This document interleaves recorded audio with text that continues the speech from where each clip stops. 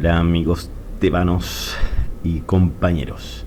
Miren, en esta ocasión mi intención es salirme un poco de Europa, ya de lo que habíamos hecho antes, y narrar una batalla ocurrida en Tacna, Perú, entre Chile y la alianza entre Perú y Bolivia. Esto ocurrió hace más de 100 años, en 26, el 26 de mayo de 1880. Eh, y aparte de narrar lo acontecido y con algunos comentarios propios, gracias al trabajo de un colega muy amigo mío que hizo una reseña para una publicación chilena, la cual me llegó y está excelente. eh, Me gustaría que ustedes un poco entendieran ya cómo se da esto. A ver, Chile durante el siglo XIX tuvo frecuentes conflictos con Perú y Bolivia, ya. Eh, Conflictos, y este en particular, más que nada producidos por diferentes intereses económicos, ¿ya? Chile tenía intereses en el salitre que sacaba en Bolivia sus empresas, y habían empresas en Perú. Perú y Bolivia tenían una alianza defensiva, ya, a la cual Chile intentó desmontar. Eh, Eso, para decirlo simplemente. Me gustaría en otro instante dedicarme un poco a analizar las causas y las razones de esto, ver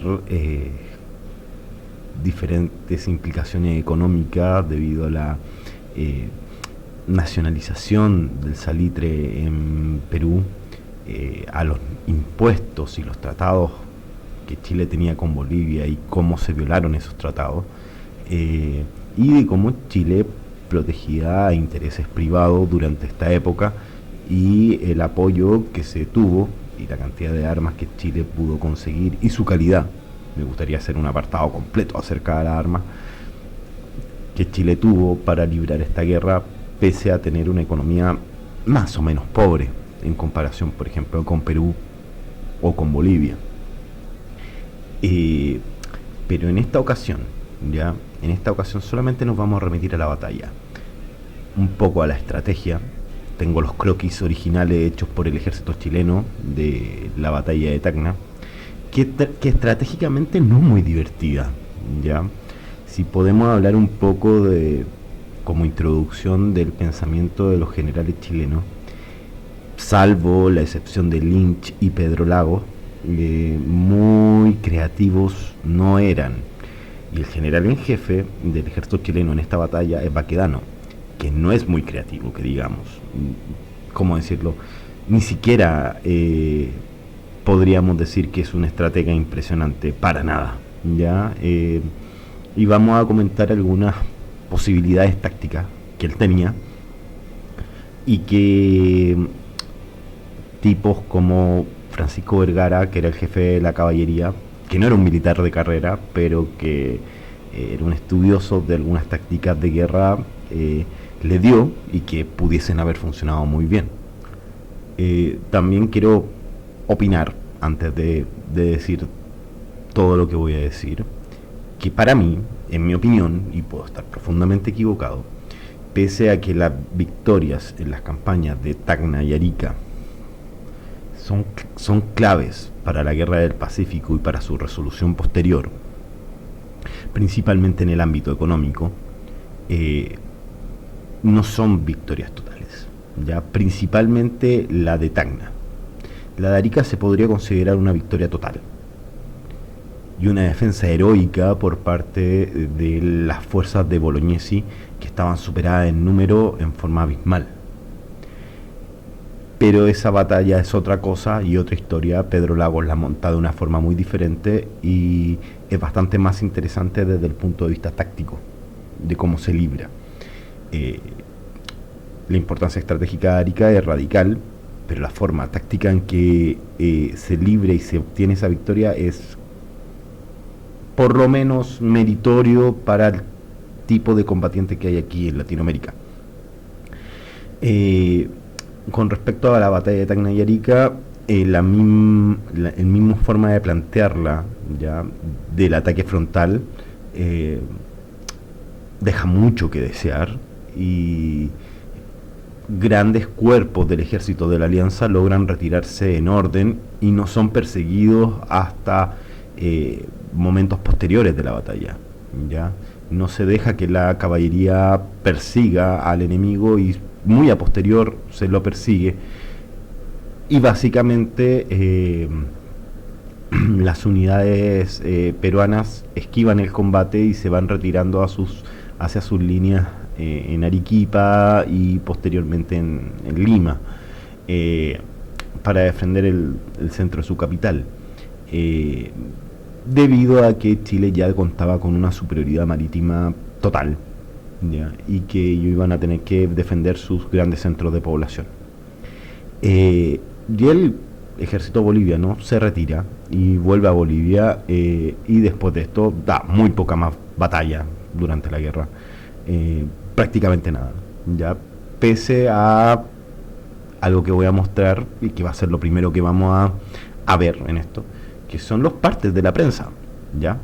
Estos son recopilaciones bastante notables y quiero mostrárselo para que ustedes vean cómo se narran las batallas, depende del lado que tú quieras, ya.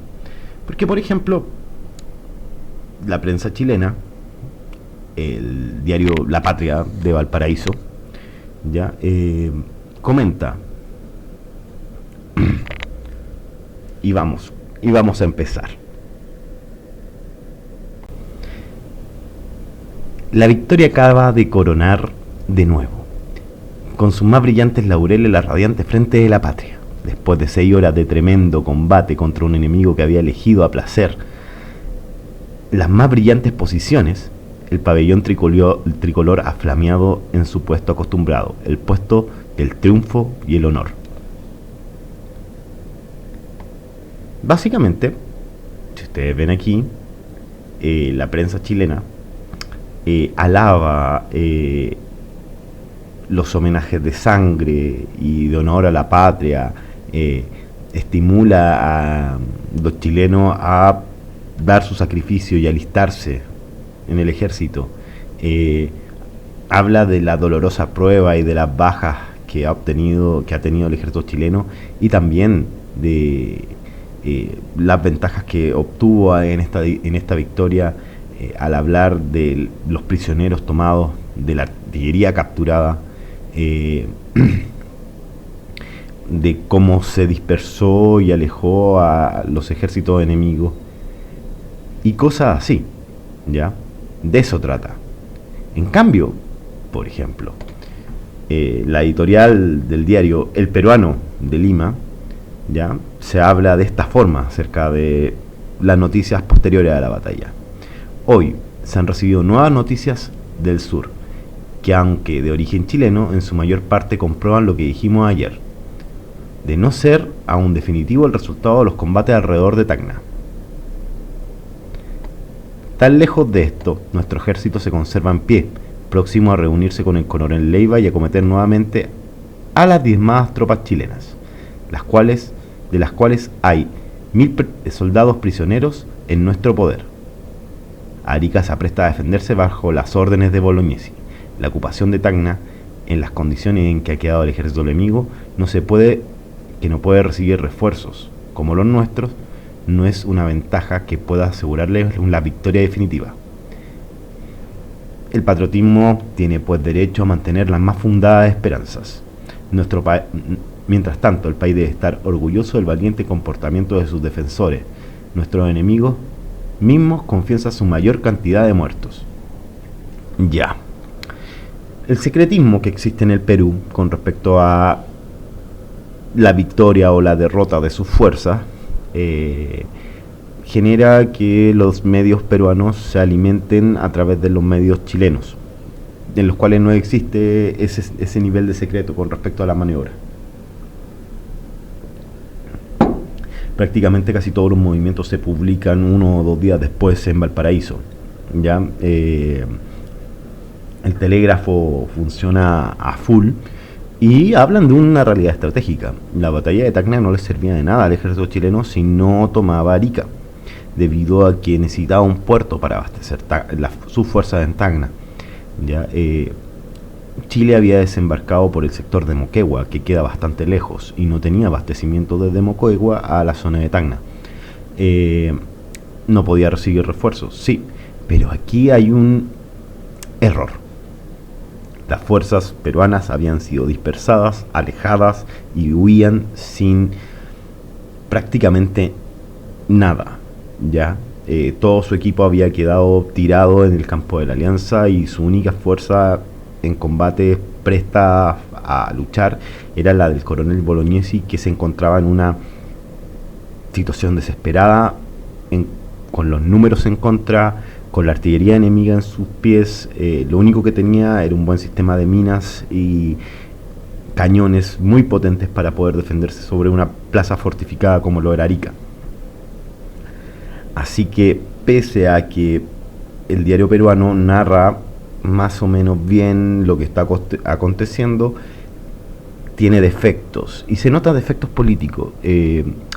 Posterior a esto, Pierola usará este tipo de informes para señalar que el ejército chileno ha agotado sus recursos económicos y en hombres, y no le va a ser posible continuar la guerra, y que ellos tienen una posición muy ventajosa para derrotar al ejército invasor, que en este caso es el de Chile. Y aquí vemos algo que sí me resulta muy muy simpático: el diario del Comercio de La Paz, en Bolivia. Ellos asumen su derrota. De hecho, su titular se dice: Gloria a los vencidos, guerra a Chile. ¿Ya? Y hace toda una enorme proclama, ¿ya? Sobre hacerle la guerra a Chile, la guerra total a Chile, movilizarse económica y socialmente para hacer la guerra a Chile. ¿Ya? Hablan sobre su política dividida entre Campero, Arce, Cabrera y Salinas, donde algunos luchan por hacer la guerra a Chile y otros piden recluirse hacia el interior de Bolivia, ya hacer la paz. Pero en este momento de la derrota todos gritan guerra, pero veremos que inmediatamente van a hacer lo contrario. Bolivia se retira y más que escaramuzas no tiene después de esta batalla. ¿Qué podemos ver? Aquí se ven cómo ellos ensalzan a su figura y para ellos, por ejemplo, dicen textual: los hombres que no significan idea no se enumeran, sino cuando llegan a tener significación. Campero es la guerra palpitante, el desierto, la pelea, la derrota, siempre la guerra. Arce, en la industria, la paz, las minas, caminos, bancos, finanzas. Cabrera es la guerra y la Confederación Perú-Boliviana. Salinas es la Federación Interior. El poder ha fluctuado entre ellos. ¿Cómo ha debido fluctuar el programa? Empero ha llegado la hora de la realidad. El velo se ha escorrido y se ha mostrado en medio del humo del campo de la Alianza. Un ancho porvenir, también de guerra. Así lo han revelado 2 mensajes del general Campero y del doctor Cabrera, al instalarse la Convención Nacional y al ponerse en conocimiento de ella aquel terrible contraste, al decirse los discursos de recepción e investidura de la insignia del primer magistrado. El mismo doctor Arce, a quien se atribuye la representación de la paz, ha dicho palabras de guerra, de brío y aliento para el país. Publicidad. Bolivia no vivía muy buenos momentos en el interior. A Campero se le da la presidencia y todo sale mal. Ya nunca vuelven a batallar por esa zona y Bolivia queda con una mediterraneidad permanente desde ese día. Ya Pese a que se hablaban de palabras de triunfo, de guerra, de compromiso, Bolivia nunca moviliza suficientes tropas para darle una batalla a Chile ni para poder ayudar al país que, por así decirlo, aunque tengo una opinión contraria, por así decirlo, que se sacrificó por un pacto defensivo y entró a la guerra por Bolivia y la pérdida de su litoral. No siguen apoyando a sus aliados. No es tan así. Ya tengo opiniones diferentes, aunque lo que estoy diciendo es la tónica de la mayor parte de los historiadores, tanto chilenos como peruanos, e inclusive bolivianos. Tengo una opinión un poco distinta. Ya vamos a ejemplificarlo. Bolivia tenía problemas internos, tanto no le importaba el litoral en esa época. A la gente no le importaba, nunca se movilizó ni tuvo intenciones de movilizarse. Bueno, y ahora vamos a la batalla. ¿Cómo se da esta? Bueno, Chile tiene 5 divisiones, ¿ya?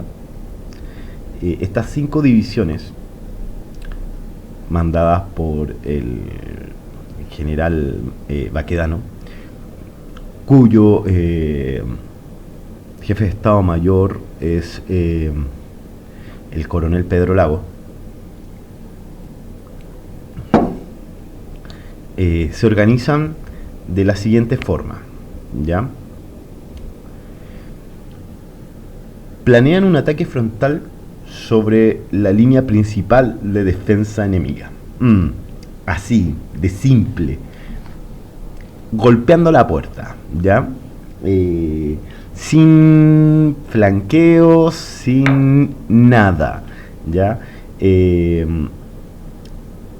Había muerto hace muy poco el ministro de Guerra en campaña, un civil que tenía al menos un poco más de ojo en la organización logística y los planes estratégicos, y que mantenía un poco lo que fue Escala y después Baquedano como generales un poco más amarrados para que no se les salieran los hilos de la cabeza, ¿ya? Al lado de ellos, tipos como José Francisco Vergara, que era coronel, pero era de Guardia Nacional, ¿ya? Y que se inmiscuía constantemente en asuntos militares, y que no era respetado por no ser un militar de carrera, aunque sí era un estudioso del arte de la guerra, y que siempre proponía soluciones alternativas y que hubiesen sido más interesantes de ver. Él intentó hacer una conducción de la guerra, ¿ya? Pero hasta unos meses después no se le dejó, ¿ya? Otro jefe del ejército chileno era el coronel José Velázquez, ¿ya? Que tenía un puesto como jefe de Estado Mayor General, pero que era el comandante y organizador de la artillería chilena, que va a dar va a ser muy eficiente tanto en estas batallas como en otras, ¿ya? Y que ya había sido muy eficiente la artillería chilena, debido a la calidad de los cañones Krupp que se tenían, de última generación, nuevos de paquete. Bueno, vamos a empezar.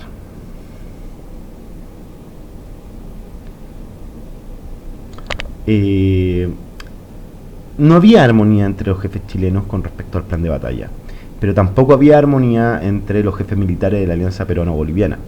El almirante Lizardo Montero, peruano, y el coronel Eduardo Camacho, boliviano, que eran los líderes, no se ponían de acuerdo. Luego del combate de Los Ángeles, el primero quería, el peruano, mantenerse cerca de Tacna, mientras el segundo pretendía marchar hacia la quebrada del Sama con el fin de ocuparla antes de que quedara en manos de los chilenos. Esas disputas solo fueron solucionadas cuando el presidente de Bolivia, el general Narciso Campero, bajó desde La Paz y tomó el mando de las tropas aliadas. Dicho jefe decidió finalmente establecerse en un terreno situado en las inmediaciones de la ciudad de Tacna, la cual fue denominada Campo de la Alianza. En ese lugar tendría efecto la batalla de la cual trataremos. ¿Ya? Es una alta meseta frente a la cual se extendía una llanura que debería ser atravesada por el enemigo a descubierta. Dicha meseta fue acondicionada para establecer trinchera y líneas defensivas aliadas en la izquierda, el centro y la derecha. Las reservas, básicamente caballería. La infantería se apostó en esta meseta elevada que dominaba una planicie, ¿ya? Un buen lugar defensivo que protegía lo que era Tacna, pero que no daba muchas opciones para desplegarse o obtener movilidad. El general Baquedano ya hace un reconocimiento el día 22 de mayo y discute el plan a seguir. Bueno, Vergara, que tiene un pensamiento más moderno con respecto a lo militar, propone que una parte del ejército chileno se desplace hacia el flanco derecho enemigo. Opinión bastante buena, debido a que emplazarse en línea, ya con las divisiones desplegadas en trinchera, hace poco posible que tú te muevas para proteger un flanco alejado, ya. ¿Cuál era la idea de Vergara?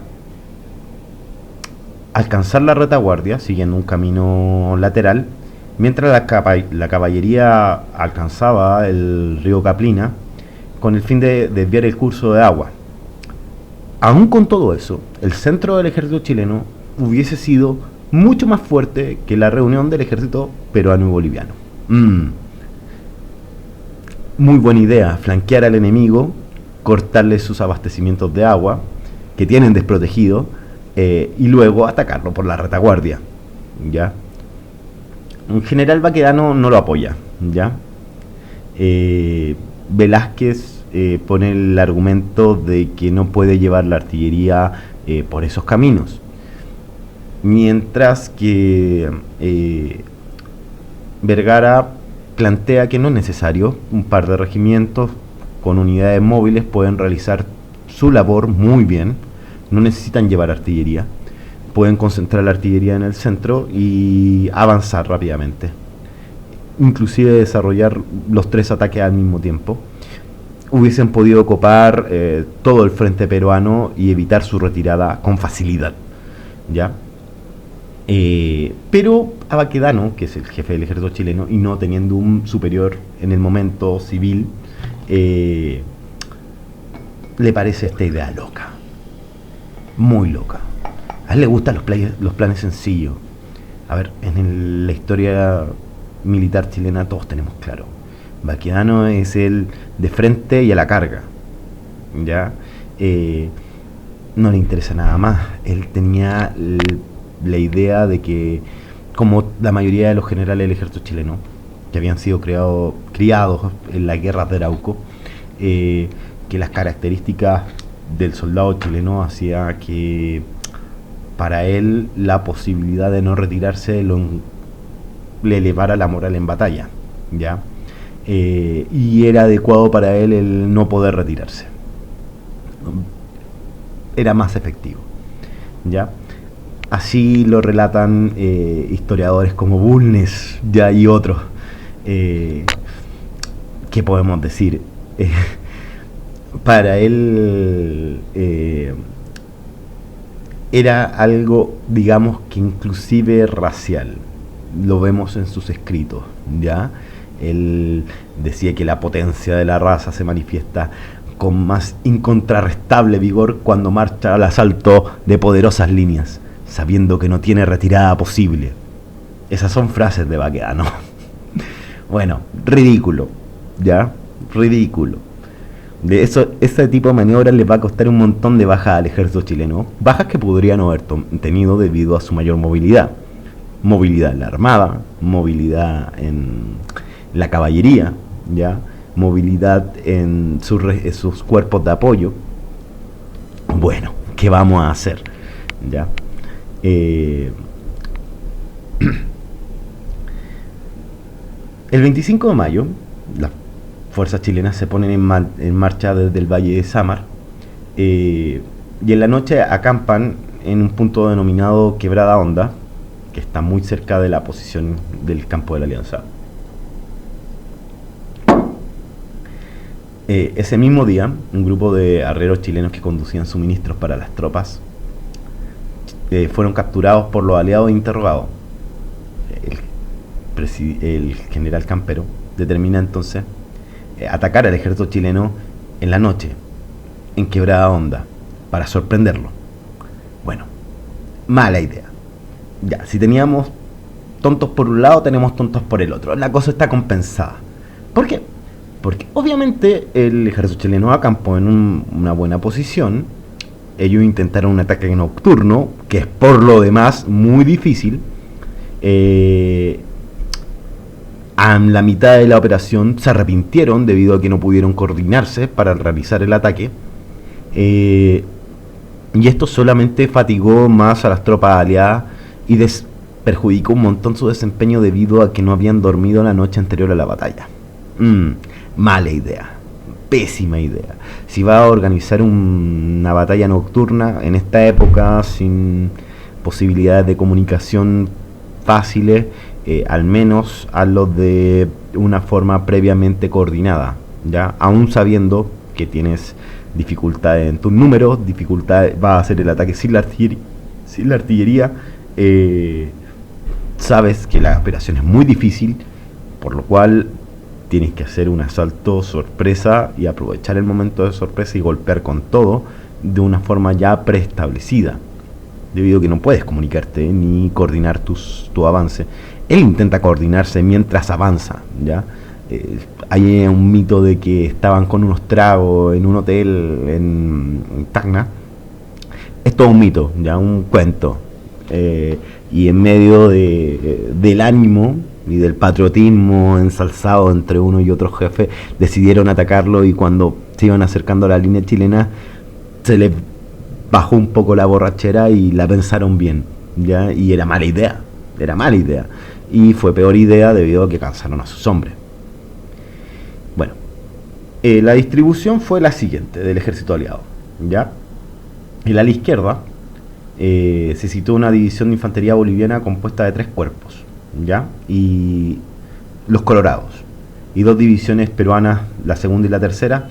Se establecieron detrás también como reserva 4 escuadrones de caballería bolivianos.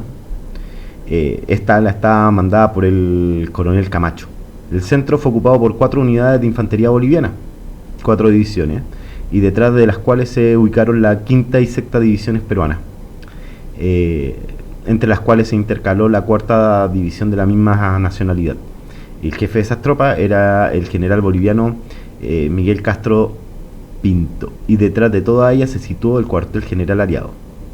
En el ala derecha, peruano-boliviano, al oriente del campo de la Alianza, se edificó un fuerte hecho de sacos de arena, el cual la defendió la primera división peruana, y detrás de ella se ubicaron 4 batallones bolivianos y otros 2 peruanos, más 3 escuadrones también peruanos de caballería. Esta ala estaba mandada por el almirante Montero. En cuanto a la distribución de las fuerzas chilenas, ¿ya? En su ala derecha y frente a la izquierda peruana se colocó la primera división comandada por el coronel Santiago Mengual. Muchos lo van a conocer, es el adorable y lindo formador del séptimo de línea Esmeralda, que de hecho está en esta primera división chilena. Para los chilenos del chat van a reconocer cuál es el séptimo de línea Esmeralda. Bueno, como les decía, aquí está el regimiento Esmeralda, aún no el séptimo de línea, ¿ya? Que está conformado por 2 batallones, más o menos son 1200 hombres. Este batallón está intacto y su formación, como les decía, fue muy buena, se distinguió en esta guerra. Y 3 batallones cívicos movilizados, ¿ya? Los batallones cívicos movilizados no son ejército profesional. Cada batallón son 620 hombres aproximadamente. Al centro se sitúa la segunda división, dirigida por el coronel Francisco Barbosa, integrado por el regimiento segundo de línea. También, en cambio, hay algo: el regimiento segundo de línea ya en este momento no está completo, debido a la batalla de Tarapacá.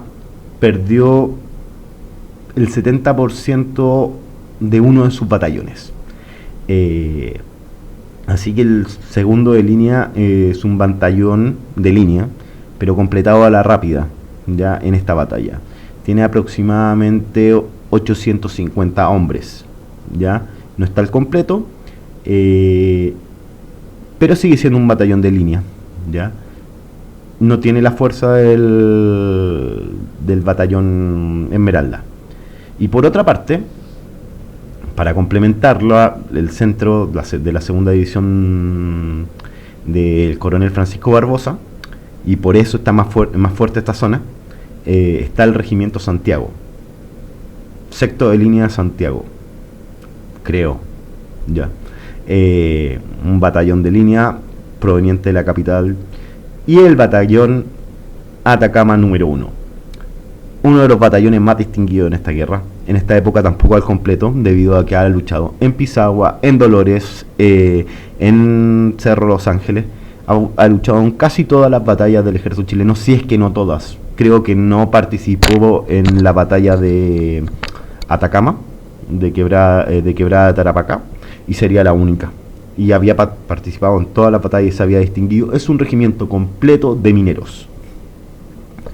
¿Ya?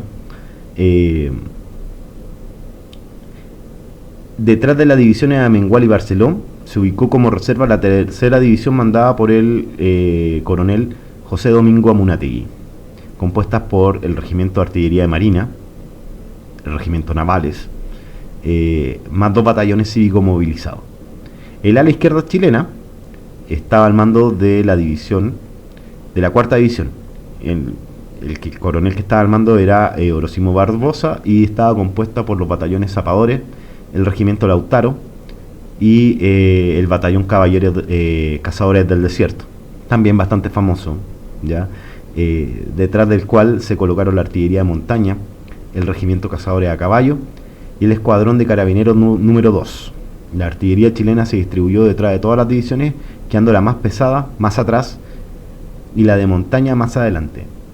Toda la artillería correspondía al segundo regimiento, que estaba al mando del general José Velázquez, del coronel José Velázquez, después va a ser general. También a la retaguardia chilena quedó el cuartel general chileno y la reserva. Ya. La reserva ni siquiera va a alcanzar a entrar en batalla. De hecho, el despliegue del ejército chileno, que deja mucho de desear, debido a que todos vienen por un mismo camino y se van distribuyendo así, ya, y no entran todos en batalla en el mismo momento. La reserva chilena era impresionante. Aquí tenemos 3 regimientos de línea en reserva: el primero de línea Buin, el tercero de línea y el cuarto de línea. Los 3 mejores regimientos del ejército chileno, supuestamente los 3 mejores regimientos, habían quedado completos en reserva, intactos, no habían participado en batalla hasta ahora en la guerra. Estaban completos ya, y eran los mejor formados y eran soldados, por así decirlo, para la época profesionales, tipos que vivían batallando en diferentes conflictos civiles, defendiendo el gobierno y contra ataques de montoneras en el sur, en la frontera de Arauco, ¿ya? ¿Cómo comienza la batalla? La batalla comienza con un duelo de artillería. No están bien emplazadas ninguna de las 2 regimientos de artillería, y en esto no tiene mayor efecto. Luego de ver que esto no tiene mayor efecto y tienen que acercarse un poco más para poder bombardear con artillería,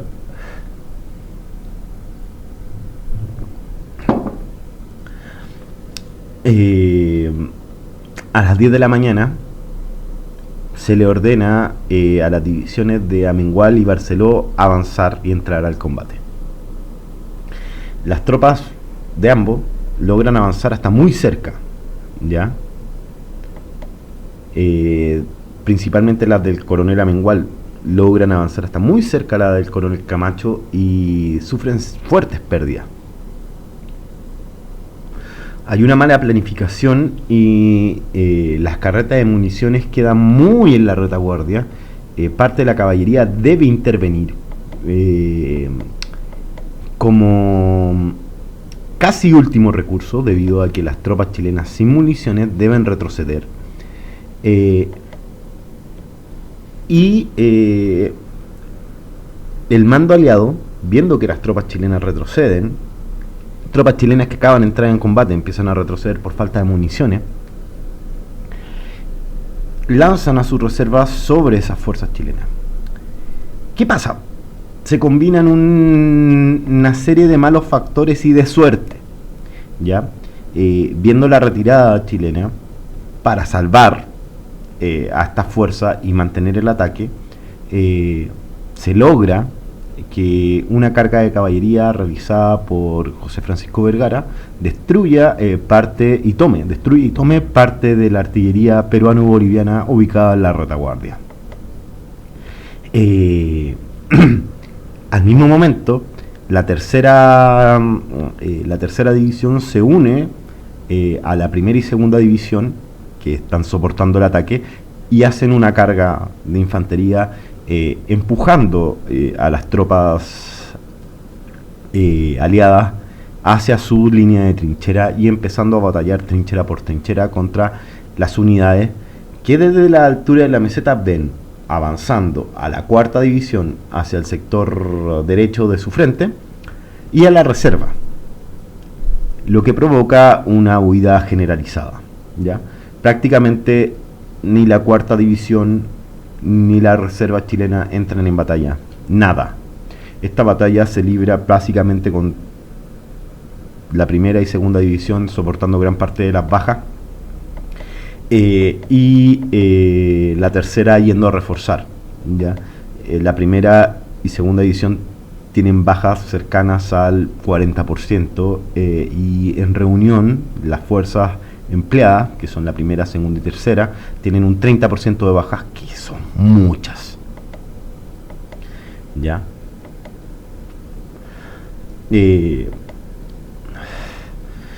Luego de esto, ¿ya? En vista de la situación, ocurren dos hechos. El coronel Pedro Lago, que obtiene por esta conjunción de factores la autorización de Baquedano para avanzar a la división de Amunátegui, la cual se encontraba intacta, y la caballería, ¿ya? Logra esta ventaja táctica, pero no la explota, ¿ya? Ninguno de los generales chilenos ni comandantes chilenos ve la posibilidad de explotar la victoria. Luego de la retirada se pudo tomar a la caballería y algunas divisiones frescas chilenas como la cuarta o la reserva a perseguir a las unidades bolivianas y peruanas en fuga, pero no se hizo, ya. Básicamente se dedicaron a entrar en Tacna y no sé, hasta 1 o 2 días después no se generó ningún movimiento para perseguirlo. ¿Qué podemos decir? Para mí hay un error. Los movimientos chilenos fueron demasiado frontales. No se logró envolver al enemigo, no se logró capturar gran cantidad de tropas, no se logró matar más soldados que los que ellos te mataron, pero te quedaste con el campo de batalla. Lo hiciste huir, pero no los perseguiste.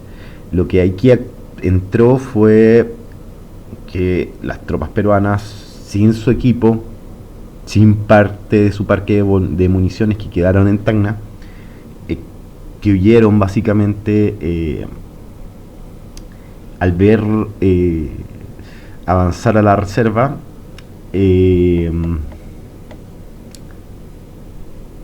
se fueron muy debilitadas y no pudieron generar un frente nuevo o intentar recuperar la zona. También el ejército chileno estaba muy bien apostado en Tacna y pudo desarrollar un ataque muy fuerte posteriormente a Arica, pero sí estaba agotado en tema de municiones, sí estaba agotado en tema de suministro, pero por temas políticos perdieron gran parte de las fuerzas bolivianas, por las cuales se retiraron y ya no volvieron. Bueno, esa fue más o menos mi narración acerca de los hechos. Los efectivos bolivianos, como les decía, huyeron al altiplano, no volvieron, y los peruanos tomaron el camino hacia Arequipa. ¿Ya? La batalla no salió del todo bien, pero tiene sus partes entretenidas. Me gustaría narrar otras batallas. De hecho, tengo pendiente, quiero narrar algunas de la guerra de Paraguay contra Brasil, Argentina y Uruguay. Hay algunas batallas bien buenas ahí. Y les pido a todos ustedes, esto va a ir en dos partes, ¿ya? Pero le pido a todos ustedes que lo veamos, que voten, que dejen en comentarios qué batalla de acá a Latinoamérica les gustaría que narrase, ¿ya? Que investigara y narrara. Mis fuentes en todo esto, para terminar, son principalmente Bulnes, el historiador chileno, y Claude Michel Cluny, ¿ya? Un ensayo sobre la guerra del Pacífico, y todo esto ayudado gracias a mi buen amigo Eduardo Arregada, ¿ya? ¿Qué les puedo decir? Muy buen amigo, y que se dedica a estos temas del pensamiento estratégico, y trabaja en la Academia Militar, de Historia Militar. ¿Qué les puedo decir? Muy bueno. Le agradezco a él por esto, y por favor, déjenme sus comentarios acerca de qué cosas querrían que yo hiciera, ¿ya? Voy a intentar ponerle un poco más de power a esto. Tengo varios guiones ya hechos y pienso empezar a lanzar más. De repente la cosa es trabajarlo. Un abrazo, y que nunca falte aceite en su camino.